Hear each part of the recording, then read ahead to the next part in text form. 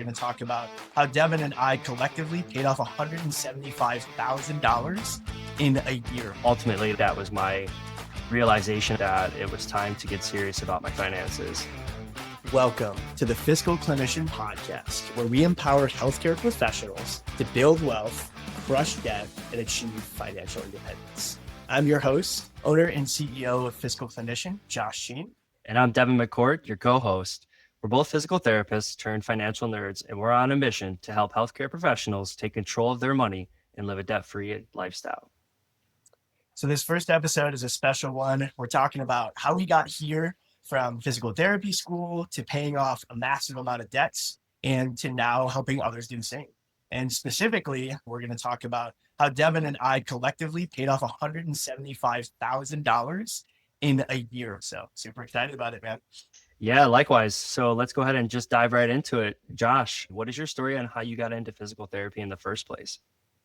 Yeah, for PT, I can start where I came from and where I grew up. I grew up in the western suburbs of Chicago in a town called Oswego, Illinois.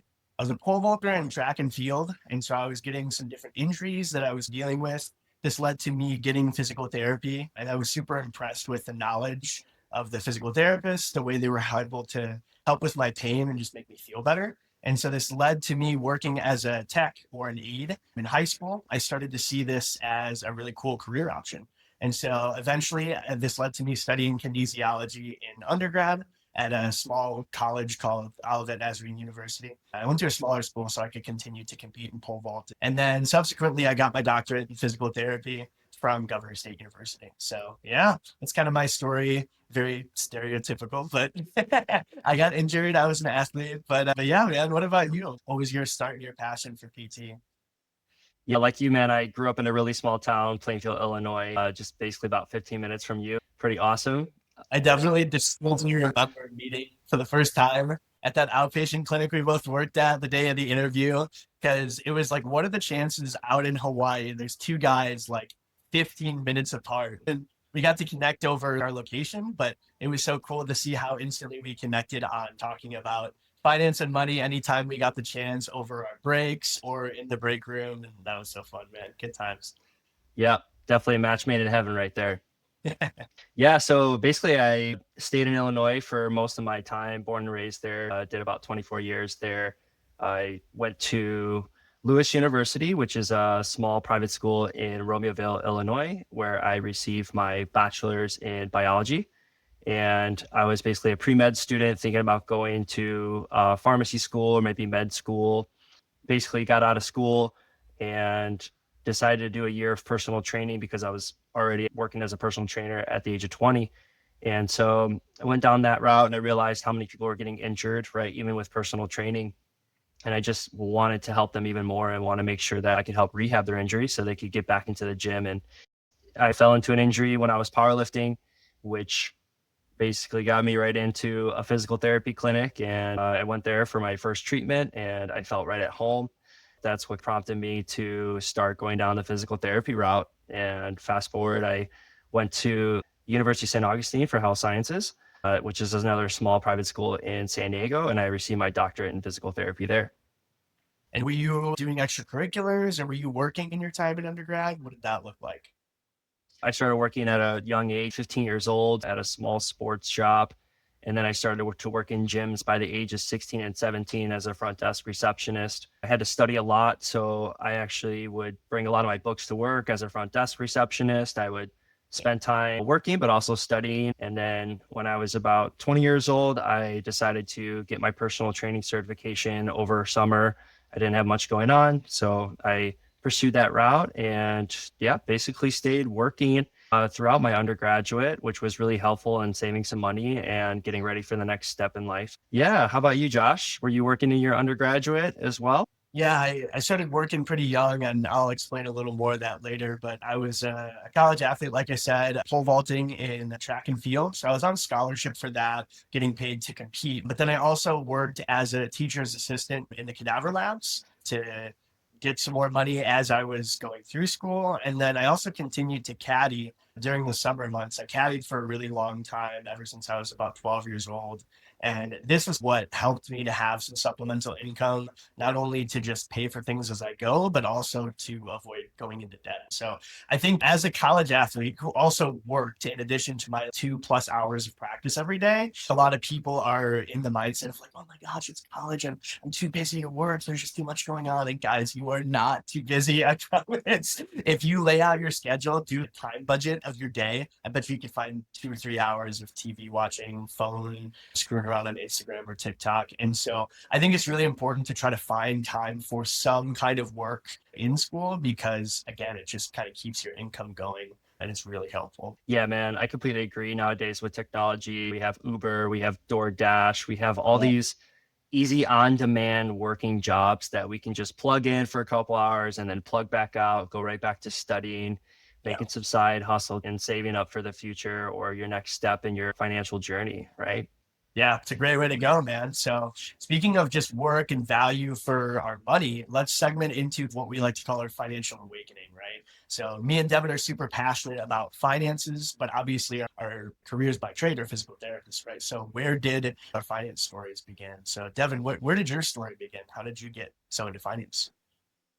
Well, I think it kind of started off early. Like my dad created a very good, strong work mentality for me. Even when I was like 16 years old, right, my dad's like, well, if you want a car, you got to go get a job. And I'm like, well, I definitely want a nice car. I want to cruise around with the girls, right? So started first with that, and you're making like $6.50 an hour. And I had managed to save up a couple $1,000s for a down payment on a car. My dad took out a small loan, helping make the payments on the remaining amount of the car. So that kind of started me on my journey. But like my true financial like wake up call was when I got the first bill for my physical therapy degree, right, at St. Augustine. The total was going to be around $85,000. And that was such a significant amount to me where I felt the pressure. I finally felt like true financial responsibility. And ultimately, that was my realization of my financial awakening that it was time to get serious about my finances. Yeah, I want to point out the importance of the reason me and Devon are so gun ho about getting rid of debt and not being in debt is because it's not just about the numbers. A lot of people talk about or argue, hey, if I could invest that money, I could make 3 or 4 more% compared to the student loans that I have. And I get it, I get the argument, but money is so psychological and behavioral. And I don't think either of us can truly communicate the shoulder dropping relief we both had when we no longer owed anyone anything. Yeah, I completely agree. Like the feeling of true financial freedom or not owing anybody money, it just puts you in such a great power for yourself and for your family. And we both think obviously that it's very important to get started on that journey early. And, we'll fast forward to other episodes where we talk more in depth of like the impacts of starting early. Yeah. Yeah, but how about you, Josh? And what was your true financial awakening? Yeah, for me, my finance journey started when I began working at the early age of 12 as a caddy. I talked about that a little bit before, but I was so young. The golfers would often be like, "Oh my gosh, can this little kid even carry a bag? The bag's like as big or heavier than him." But I learned from a really young age the importance of being able to work, the value of work and the value of money. And I was just always a saver naturally. And around this time, I also started to learn a lot more from my grandpa on my dad's side. Shout out Grandpa Schien. He's awesome. Just about personal finance and investing. And so, any book I could crack open, maybe it was about index funds, maybe it was about investing, budgeting, I would just consume all of it and get my hands on any of it, right? And so it was around that like 15, 16 age, I started reading all of that. And by 17, I had saved a lot. So I invested about $9,000 worth of money into a Vanguard index fund and continued to increase this a little bit over the years. And from then, this saving and investing ended up transferring over to me avoiding debt of any kind. I worked really hard and saved to the point where I cash flowed all of PT school to avoid student loans. I definitely went to a cheaper PT school. And that's a side note, but yeah, don't be going to those Ivy League schools, guys. We make the same money as the people who went to the most expensive schools in the world. But the really cool thing is because of the investments and the saving, I not only cashed flowed PT school, but I cashed flowed $15,000 worth of a wedding as well. And although I avoided debt my whole life, I then married 110,000 of it with my wife. Shout out to my wife. I would not change a single thing. Best decision of my life. But this debt of $110,000 really put us on a journey of figuring out how do we work together with our money. We had been doing it separately for so long. But on this journey, we ended up paying off the entire balance of $110,000 in 11 months. We got super intense. We were really intentional about budgeting and looking back on what we were doing. And it was a crazy journey, man, but it was awesome. Yeah, man. $110,000. Wow. What a huge amount to pay off within such a small amount of time. That's just an incredible feat. And we want everybody to know that it's truly possible. Yeah, it really is. And I'm excited, we're talking about money and marriage. I'm excited for us to get into that because we're both married guys and we both kind of had to and are continuing to. It's a continual journey of figuring out how do we work with our wives together to lean towards their way, them to lean towards our way to succeed with our finances, right? And so, yeah, that's awesome. So, well, quick reminder, guys, if you need help with your finances, whether it's tackling student loans, credit card debt, budgeting, or making money work for you, I'm here for you. Schedule a free one-on-one consult using the link in the show notes or reach out via phone or email. The details are in the description. So now moving on to our next segment, let's dive into some of the details of how we crushed a combined $175,000 in a year. How did we do it, man? So I realized when I was living in San Diego, just got done with school, I still had this huge debt over my head. I think I still had around $65,000 in debt. And so I knew I couldn't really just live in San Diego, still live the lifestyle that I was living on. And my biggest sacrifice was I decided to move back home and live with my parents. And there was a hospital basically a mile down the street from my parents. And so I took on that job and lived at home so I could control my living expenses, right? I didn't have to pay rent, I didn't have to pay electric or utilities. I also didn't have to pay for food. I basically, in exchange, I helped my parents out around the house, mowed the lawn, and did everything that they asked of me.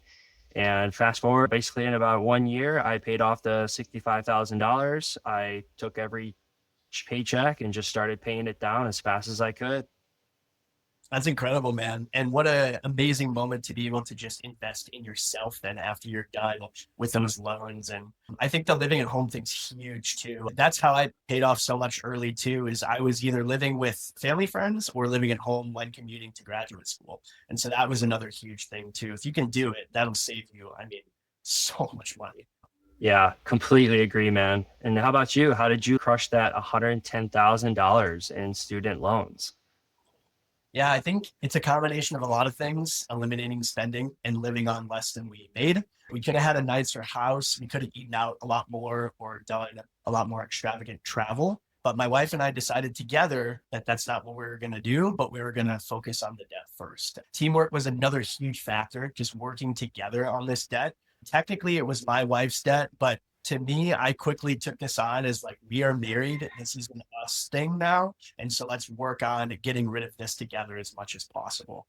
And there's so much research to show that couples who work together with money have so much more satisfying and happy marriages and more successful finances compared to married couples working on their finances individually. So, but the single hugest thing that helped my wife and I pay off over $100,000 of debt in a year was the monthly financial plan. And having a written monthly plan that you go back to every month is so important because otherwise you don't know. It's the thing that keeps you accountable. I have clients all the time who are talking to me about a plan in their head.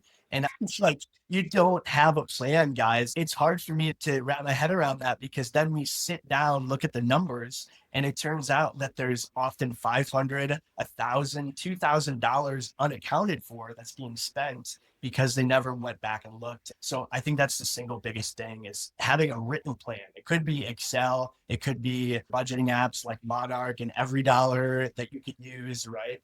And then if you're working with either your partner or your spouse, then having a monthly time to meet my wife and I meet once a month to talk about our finances, to talk about how did this past month go, and are there big expenses coming up, vacations, family time, things like that. So that's huge too.